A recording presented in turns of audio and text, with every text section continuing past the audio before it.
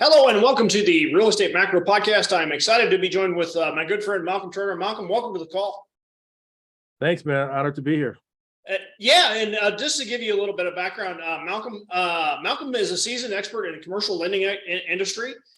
He's helped investors and business owners secure custom loan solutions, and now he's bringing literally long time, and I'll let him tell you the number, but all kinds of really fantastic experience in different fields of real estate, and for quite a while now I've been helping folks get custom loan solutions. And so Malcolm, when it comes to funding and doing finance, you've written, and again, one of the coolest things about Malcolm that he's done, and I literally admire this so much. He actually wrote a book, financing the what is the exact title? I want to make sure and get it right. Yeah, financing the unbankable deal. Financing the Unbankable Deal, and we're going to deep dive a little bit, Malcolm. But before you did real estate financing, I'd like to give people kind of a background, a little bit about how you ended up where you are. How did you get involved in real estate?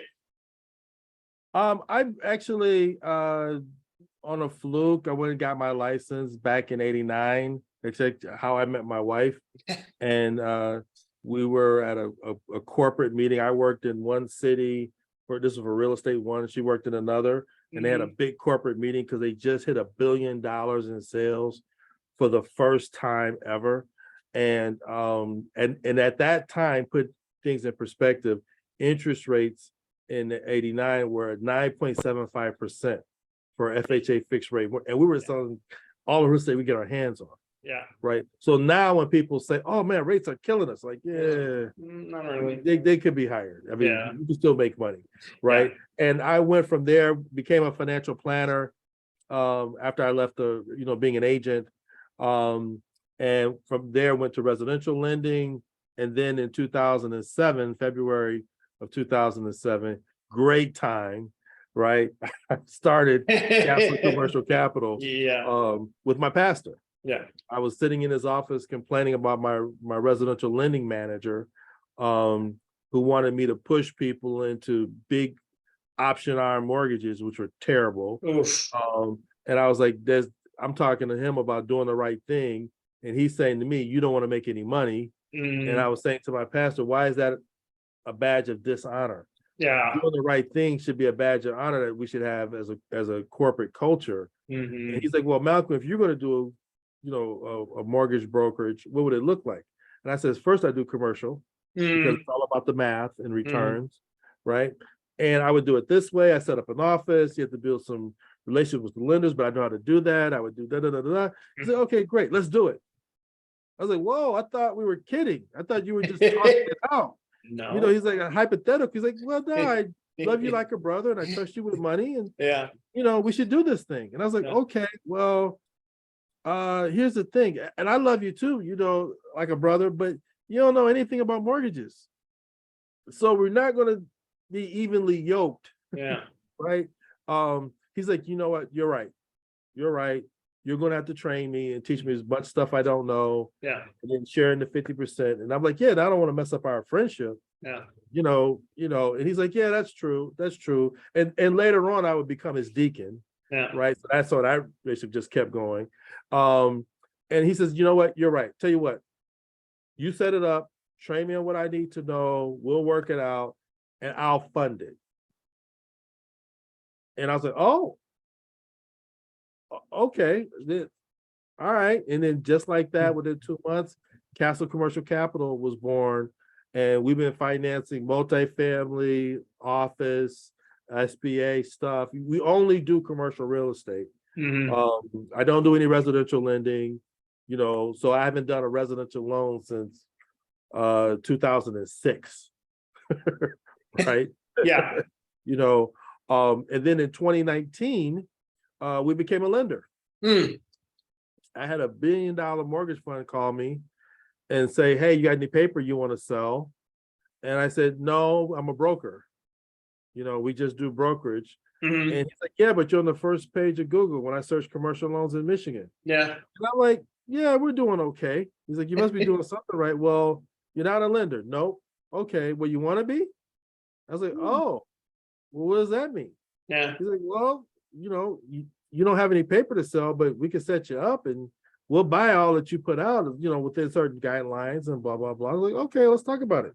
Mm-hmm. Within 2-3 months, went through the vetting process, right, to make sure we were, okay. Yeah. And we were now being lenders. And so now when someone comes to me with a deal, if I can't finance it in-house as the lender on the mortgage, right, where Castle Commercial Capital is on the mortgage, then I'll take my lender hat off and I'll put my broker hat on. And then I go out to other sources of capital and get it done that way. Malcom, it seems like the number one thing that someone with your tremendous experience offers is really a couple things. Number one that comes to mind is speed. Speed can kill in commercial real estate if you need it. Yes. And it seems like not only that, when you should go fast and when you should go slow. Can you talk to us a little bit about the choices and when you should take each branch? Because I think there might be some folks that don't really know commercial lending or just getting started. Love to get your insight on okay, you definitely need to go with a bridge lender here, or you should go agency over here, or bank financing. Can you talk a little bit about when you reach that fork in the road and what circumstances usually when you want to take each branch? Well, when someone comes to me with a deal and says, hey, I'm trying to buy, let's say, a 50-unit multifamily in Pittsburgh, right? And I go, okay, let's talk about it. What's the cash flow look like? What's the condition of the property? And I, in my mind, have some checkpoints I'm going through, right? And so I start with what I believe to be the best financing out there, okay? And then I go to seek to disqualify it, okay? So if the first thing is, okay, do you have it under contract? Yes. Okay, great. When do we have to close? Okay. If they say, well, we got 60 days, that automatically knocks out this guy, just on time, right? It's not realistic. And I am not going to promise someone something. Malcom, you can get me HUD in 90 days, right? Exactly. No. I'm not going to promise somebody something and then they can't do it. Yeah. And I've had people that are like, if you just tell me this, I can do the deal with you. Right. And I'm like, I can't tell you that because it's not true. There's no way that's going to happen that way. That's right. And, if this other guy's telling you this and he's saying he's going to make it happen and he's going to close that HUD loan in 30 days, do that. I don't like surprises at the closing table, right? I don't like extensions on PAs. Yeah. So, I'm not going to, lie to you, right? To me, what served me well is I've guarded my integrity like it's the crown jewels. Because it is. Yes. My reputation is everything. Yep. And once it takes a hit, and once you get known for certain things, getting that stink off takes forever. And we've seen it in the marketplace, right? With other bad faith actors, right? So I'm like, I'm never going to be in that. And I'm always stressing that with my own loan officers. Yeah. It's like, listen, you're your own man. I respect you, but it's my name on the door, right? We absolutely have to deal with everyone with absolute integrity. That's going to be our superpower because frankly, the knock on a lot of commercial loan brokers and officers, they do lie because there's so much money in the business. They'll tell you whatever you want to hear to get the deal done. I'm like, we're not going to be that guy. The fact that we answer our phones, we return calls within 24 hours, no matter what. We respond to emails, and we deal with integrity with people. It shouldn't be that easy, but that by itself separates us out from 90% of our competition. So when I'm going through and I'm checking off, okay, time-wise, that leaves me this. Okay, what's the occupancy? What's the cash flow look like? What's the debt coverage ratio? Okay, that now takes me down to here, right? Or they may say one thing and say, oh, that one thing alone means all this is gone. This is the only thing that we can do. This is our the only thing that matters. Yeah. And to that end, it seems like Malcom, and what dawns on me is you are actually underwriting more like the bank here. Can we talk a little bit about the difference between underwriting like an investor versus underwriting like the bank would? Well, it's a matter of risk, right? Because when an investor has a project, they have a vision of where they think they can take a property. And most people is sunshine and rainbows, right? And the bank is always going to be more conservative. Yeah. Because unlike the investor, right, I've seen what a bunch of foreclosures look like. I've seen all these things that tripped up all these other investors, right? You as the investor only know your experience. So if you've never had a foreclosure commercially, right, you can't be prepared for all the bad things that can happen because you haven't lived it yet. It's like be that grizzled veteran in the military that's been shot at and blown up 50,000 and still make it through. And then a rookie says, "Oh, Sergeant, we're just gonna run down there and take the hell." There's a thing called a minefield, son. Yeah. We're not just running down anywhere. Yeah. Okay. What's that? And there's minefields in commercial real estate. And so a banker's thinking about all these various minefields that could go wrong. How's the partnership structured? If these partners have a conflict, how can it be resolved? Who's in charge? Right? Those kinds of, which has nothing to do with ROI. Right? Who's putting in the money? What's their percentage of ownership? And here's the other thing a lot of people are surprised about sometimes. We want you to make a lot of money. If the deal is too skinny, we won't do it. Because if you as an investor feel like I'm making more money, rather the bank is making more money than me, then you're going to start cutting corners. Deferred maintenance ain't going to happen. Yeah. The value of our collateral then is going to go down. Okay. Or you'll become an absentee landlord and just let the chips fall where they may. Because what am I doing this for? I'm paying these guys 6%. I'm only making 3%. Yeah. What the hell? Right. So we want to have a nice, healthy profit for the investor. So they always have an incentive to do the right thing, to manage the property properly, because we want good financials, right? And we want them to keep good financials, not there to be funny business later, right? And in situations where we're doing bridge loans, right? I tell clients, listen, we know the deal has fleas.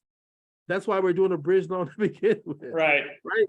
So because if it was a cherry deal that was perfect, I wouldn't have you do a bridge loan. That's where I think it's been overused in the last few years because they're easy loans to get done and they're less hassle. And a lot of people have inappropriately put themselves in a bad position by getting a bridge loan when they shouldn't. If the deal qualifies for traditional long-term financing agency, CMBS, that kind of stuff, it should never be in a bridge loan. A bridge loan, by definition, is a temporary, short-term commercial solution to bridge you over to when you qualify for long-term financing. The only time you should do a bridge when you got a quote-unquote cherry deal is when time is my enemy. I gotta leave. This guy's about to go into foreclosure. He's going to lose control of the property in 30 days.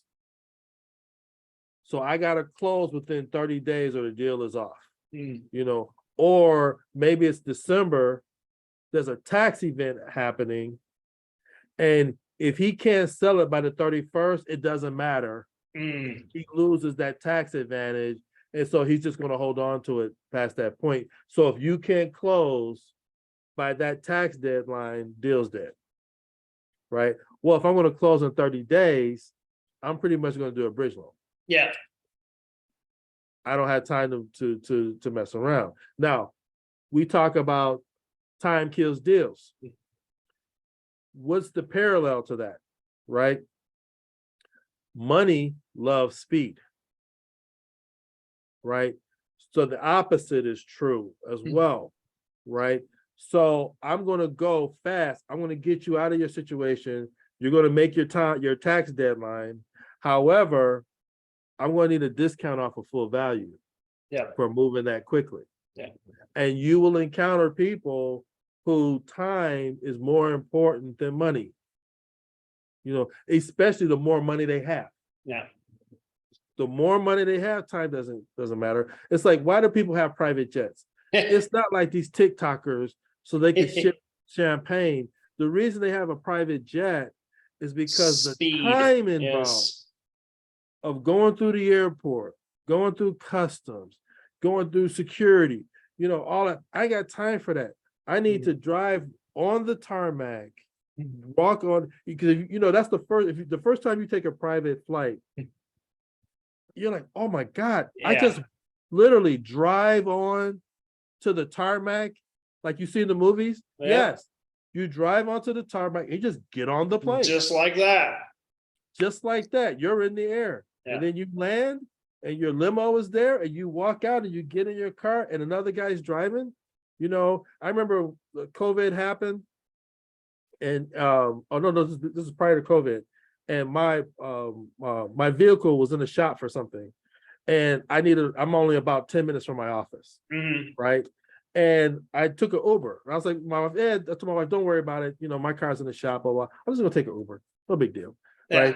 And she's like, you sure? I'm like, yeah, it's like $15. I was like, oh my God, my car getting out the shop, I might not drive it. Because being in the car and working and being productive, I didn't care about traffic. I didn't worry. I was able to be on my phone, talk whatever, the guy's driving. And I was like, oh, I get it. This is why people have drivers. Yes. Right? And I started doing the math. Right. And I was like, oh my God, because when you're driving and you're stuck in traffic, there's nothing you can do. You're captive, you're a prisoner, and you got to pay attention. But if I'm in the back, I am paying attention to you, right, Doug? Because I'm trying to help you get your deal done. When you're getting a deal with a seller, if I want to give them a speed advantage, there should be a premium that comes off that price for that speed happening. And now, will every seller go for it? No. But you know what? I've had deals where sellers took a 20% haircut off of value because we're closing in 3 weeks, not 3 months. Now, that really becomes apparent and realistic. And I know some people are going, man, no one will ever do that. Yeah. Take a seller through a ringer. For 6 months and don't close. Then get another buyer to come in and let that bank take that guy through the ringer 3 months, 4 months, and then don't close. And then a guy like me shows up with the buyer puts the offer down. They're like, man, this is a lot less. Yeah, but we'll close in 3 weeks. We'll close before those other EMDs go hard. Wow. You'll know one way or the other. Just, you know what? Done. We make decisions as Americans all the time because it's convenient, not because it's cheap. People pay for convenience all the time. They'll do it in real estate. Will everyone go for it? No, but you know what? If 1 in 10 deals, or let's just say not deals, 1 in 10 offers, right? Because I'm making offer, and one guy takes, okay, great. I make 10 more offers. This guy took the deal, great. Now I go to refi, and maybe the deal's cherry. Maybe I didn't have to do it. There was no problem. I just used speed to get a discount. But Malcolm, that rate's too high, the points, the fees. Yeah, but you ain't living there. If at 12% interest, you're paying 1% a month, right? There was a deal where the sellers walked away, the buyer walked away the day before closing. The day before, walked away from the deal. Small multifamily. My guy comes in, stayed in touch with the realtor, made an offer, said, hey, I'm going to be 20% less, but I'll close in 3 weeks. Right, Malcolm? Yeah, I'll close in 3 weeks. Okay. We closed in 3 weeks. He got that deal at a 20% discount. No deferred maintenance, great long-term tenants. No reason to do the bridge loan except he wanted the discount for speed. The sellers got their money, went to go off to their grandkids. He got the property, and then we promptly refinanced. I'll say promptly. It was probably like 2 months, 3 months. We refinanced into long-term, low interest rate financing. Oh, but geez, he had to pay closing fees and costs and stuff all over again. Yeah. So what? He had a 20% discount off value. Right. You think that was more than closing costs? Come on now. Come on now. If you can maximize returns any way necessary, Yeah. right? By any means necessary. Yeah. Do it. Not even talking about deals where there's a problem, right? We can't compare, like I can't compare my wife's cooking to Rachel Ray. Rachel Ray is not going to come in my kitchen. Mm-hmm. So I can't say, hey, how come this is more expensive than a bank loan, right? When I can't get a bank loan because I got a 30% occupancy. I got crappy rents that are 35% under market. Half the leases I have are month to month. Mm. I got a ton of deferred maintenance because the seller checked out on this property 5 years ago. Okay, guess what? It's not going to qualify for Freddie Mac and Fannie Mae, right? It's not there. It's not going to meet that standard. So I'm going to buy it as a dog with fleas.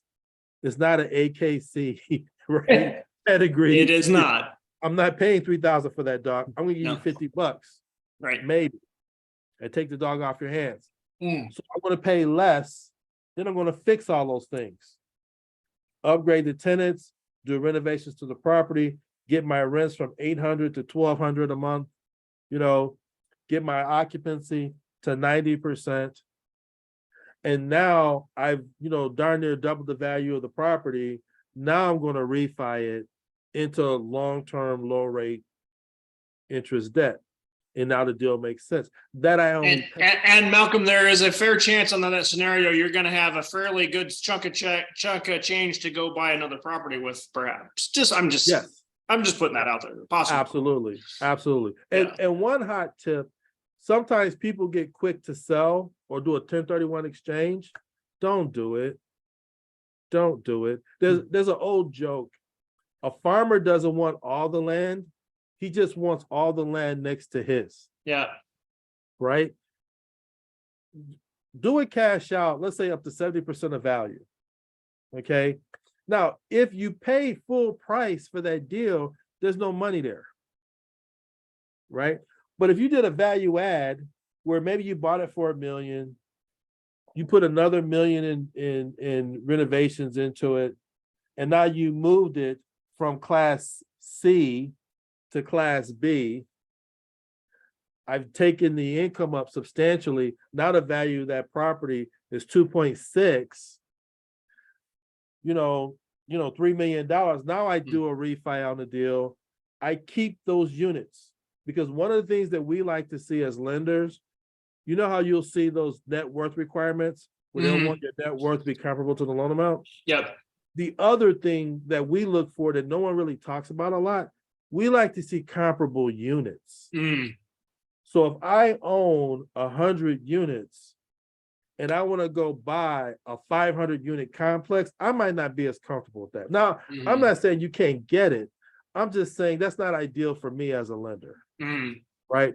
But if you get, and everyone has to start somewhere, right? So let's say you got a new investor and they get like a 10 unit building. Okay.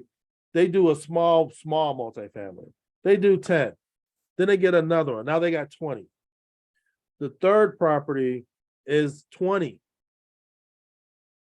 Now they got 40. Now they buy a 40 unit. Now they got 80. Now they buy 80. Right? Grant Cardone talked about that when he got started. He bought a house. His first investment was a single family house. Had two ladies rooming together. They got into an argument, didn't want to live with each other no more, moved out. And he went from 100% occupancy to 100% vacancy. He's like, man, this real estate thing sucks. Right? He looked at multifamily and did it that way. I think he said his first property was like a 30 unit, and then he went and bought another 30 unit. Now he had 60. Then the third property was a 60 unit. And now he's got 120. And then he bought 100 unit. Now he's kicking with grease. Yeah. Right. He didn't buy like 10 small 10-unit deals. He kept matching the units that he already owned, and he was able to quickly ramp up. So it's not like, oh my God, it's going to take me 5 years to no. Start where you are, and then have a reasonable ramp up from there. Yeah. And that's where, like, meeting the right team, having the right advisors, like a guy like me. What separates a guy like me from a lot of lenders, and I'm not the only guy that does it, but you need someone who has my mindset in this sense. How can I coach you up to do the most successful practices that I see other successful investors doing? Mm-hmm. So you're not just investing based on your experience with this vision that you have in front of you. Here's what other people are doing that are doing it where you're trying to go. Mm-hmm. And here's some other financing options, because everyone knows what they've done. Mm-hmm. They don't know what they haven't done. Yeah. That's the fallacy. Well, and Malcolm, to that end, you saw an opportunity in the marketplace, and to my knowledge, there wasn't another book like it. When did you decide to write a book? And can you talk to us a little bit about what prompted you? Like, you're like, okay, I have to write this book. What was that aha moment? Well, it was a couple of things. One, in the first chapter of my book, I talk about, well, I'll get these calls where someone will say, hey, I got this 30 unit. I'm trying to do this. Can you help me? Hey, mm-hmm. I got this situation. It's only 25% occupancy, but I think it's got great potential. Can you help me? Right. And I'm never the first call anyone makes. Never have. It's always my competition. It's not Chase.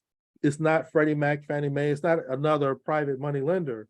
It's the status quo. Mm-hmm. However they did their last deal, that's my competition. Mm.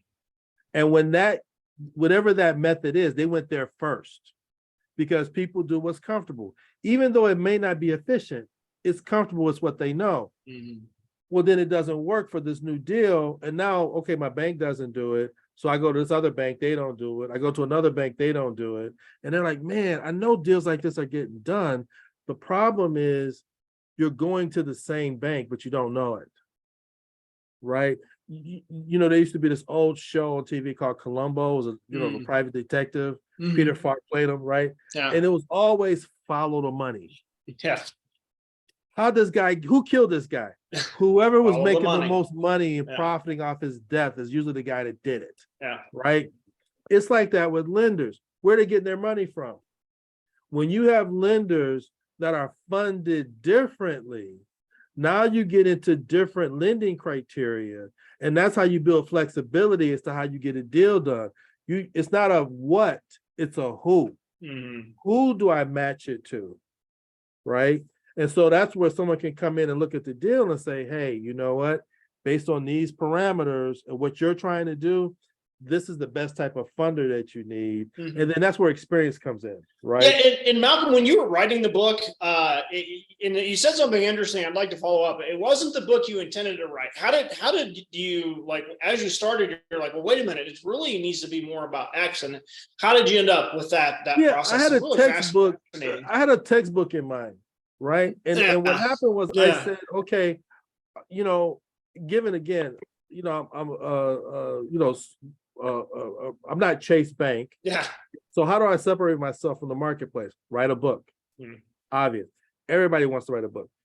Everybody has said at one point in time, I know some stuff more than average bear. I should probably write a book. And no one does it. Right. And I went, and because of the fact that I'm not their first call, I had a tendency to do hard deals.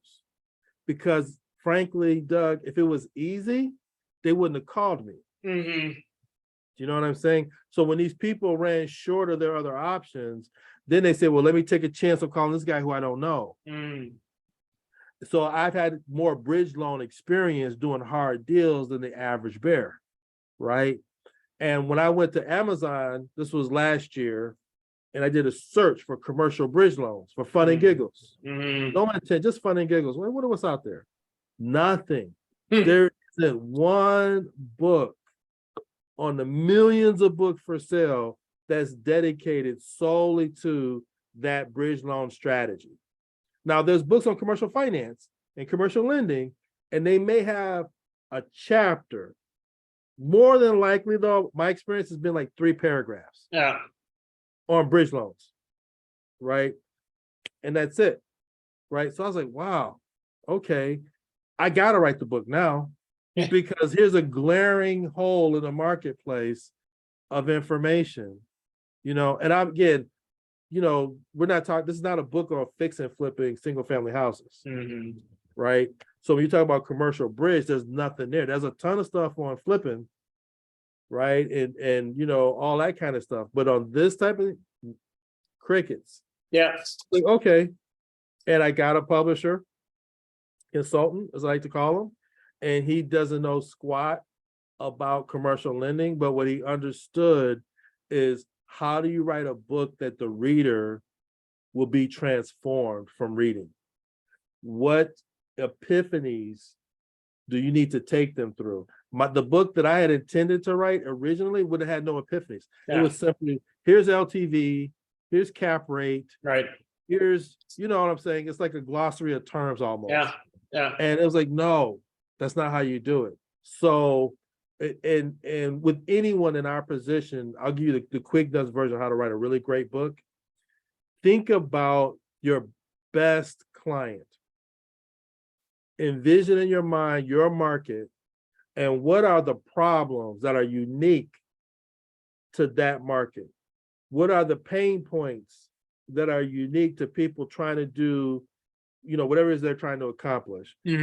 What are the advantages of that market, right? Once you really get in there and understand how it works, okay, now start from there and speak to that person. So one of the things you find when you're reading my book, Financing the Unbankable Deal. Yeah, absolutely. And by the way, guys, got a special, I was able to convince Malcom to do something special for you. He is going to give a number, and I don't know what that number is yet. We didn't settle. I don't think we've settled that negotiation, but he's going to give a limited number of, his time is valuable, guys, so he can't do this for everyone, but he does have some consultations available for folks that are really interested in this space.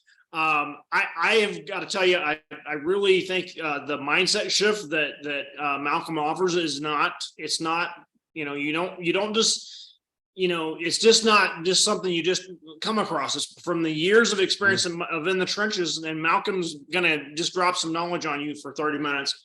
And not just the time, it's the mindset shift. And I think that's maybe the most valuable thing that is pretty priceless of having someone with your experience, Malcom, on their team. And thank you, Malcom, for agreeing to do those consultations.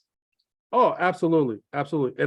And one of the things I write in the book is, if your commercial loan officer or commercial loan broker, or which way you define that relationship, if they won't take the time to review a deal with you and go over your options and what you could do with certain deals before you get it under contract, you need to find another guy. Right? Because you'll be a much more effective investor when you walk into the negotiations knowing how we're going to do the deal. Right. I had a deal, it was a $50 million apartment building in Detroit we're working on, and that my investor was out of Atlanta. Really sharp guy. And we're on the phone, our realtor, our commercial realtor, Devon Jackson with PA Commercial, I'll give a little plug for him, right? My investor and me, and we're on with these unnamed commercial brokers. I won't say who they are. They were terrible. Right. Okay. One, they showed up to the meeting late. Yeah. It's disrespectful. It's just flat out disrespectful. We get on the call, they're qualifying my buyer. Well, how many deals you got, where you done your deals, da. And he's like, listen, dude, tell me about your property. You're selling the property. Malcolm's telling me the Detroit market is red hot right now. Okay. He's my finance guy and I trust him, but I need you to tell me about why I should buy this property. And they wanted to qualify him more than tell him about the property, and so he goes through what he's looking to do. And then we said, okay, this is how we're going to finance it. They were like, wait a minute. Why are you doing it that way? Why don't you do it like everyone else does it? And my investor like blew a stack, right? He was like, listen, this is my money. You don't tell me how to buy property. You sell the property. You get commission for pushing the paper, dude. Yeah. You know, frankly, me and the seller could be in the same room and work this thing out without you. Right. Okay. What options I bring to the table that you don't know about, that's none of your business. As long as the check clears at the closing table, right? Right. Oh yeah, of course. Right. Right. My guy was already pissed off. Actually, to be honest, he was pissed off that they were late. Yeah. And it just, you know, it set him off at the very beginning of the call. It just didn't work out well. Yeah. But knowing your options and having someone like me, him and I worked it out at the beginning. If you like it, here's our options as to how we're going to fund it. He's like, oh, that makes sense. That's brilliant. Let's go. And then they couldn't do it. And it's sort of, and it was, I'll say this, Doug, it was a lesson for me. Keep the main thing, right? Their job was to sell the property. Right. Sell that. This is why it's the best flagship property you want to get. It's in a great market. They didn't talk about the market that it was in. I'm like, oh my God, this is like real estate malpractice. He's in Georgia. Right. Buying in Michigan. You're in Michigan. Sell Michigan, dude. Sell Detroit. Come on. That's right. I mean, it's good enough for Dan Gilbert. Come on, guys. Right. There's 3 major hospitals within a half a mile of this place. All those residents are paying huge rent. You're getting $3,000 a month for this little itty bitty apartment. Sell that. Yeah. But I think that if your listeners take this opportunity to put themselves in the mindset of a banker, because one of the things we go through the book is what's the underwriting process?